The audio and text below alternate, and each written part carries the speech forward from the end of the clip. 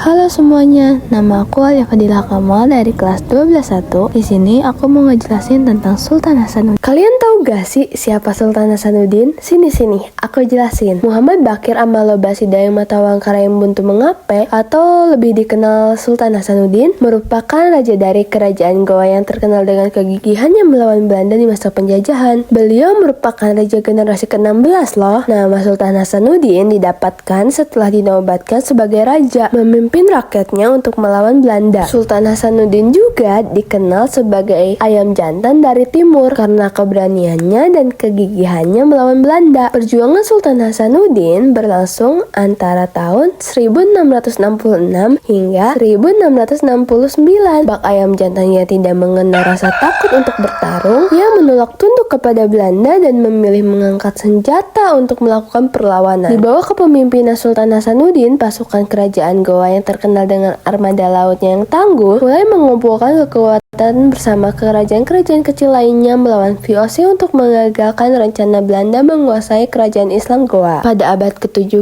VOC sangat bertekad untuk menguasai perdagangan rempah di Nusantara. Salah satu daerah yang menentang kehadiran VOC adalah Goa, Sulawesi Selatan, yang berada di bawah kekuasaan kerajaan Goa Talo. Kerajaan yang diperintahkan oleh Sultan Hasanuddin ini terletak di antara jalur pelayaran dan perdagangan yang sibuk antara Indonesia bagian barat dan timur. Letaknya yang strategis menjadikan Goa sebagai pusat hubungan dagang antara Pulau Jawa, Kalimantan, dan Kepulauan Maluku yang kaya akan rempah-rempah. Fakta tersebut menarik perhatian VOC untuk menguasai dan memonopoli perdagangan di sana. Namun, upaya VOC untuk memonopoli perdagangan di Goa menghadapi perlawanan. Pada 24 Oktober 1666, Angkatan Laut VOC berangkat ke Makassar di bawah pimpinan Laksamana Cornelis Spelman. VOC tiba di benteng Sumba Opu pada 15 Desember 1666 dengan kekuatan 21 kapal perang serta 600 pasukan. Segera setelah itu, pecah pertempuran antara VOC dan pejuang Makassar yang dipimpin oleh Sultan Hasanuddin. Meskipun sempat kewalahan, VOC akhirnya unggul setelah mendapatkan bantuan kiriman dari Batavia. Pada 18 November 1667, Sultan Hasanuddin kemudian dipaksa menandatangani perjanjian Bangoya, sangat merugikan pihaknya, membuat Sultan Hasanuddin kembali melemparkan serangan. Pada 1668, Sultan Hasanuddin memimpin perlawanan Makassar terhadap VOC untuk kedua kalinya. Namun, perlawanan ini segera dipadamkan. Bahkan benteng pertahanan rakyat Goa, yang kemudian diberi nama Benteng Rotterdam, jatuh dan dikuasai oleh VOC. Sultan Hasanuddin turun tahta pada 1669 dan meninggal 1 tahun kemudian karena sakit.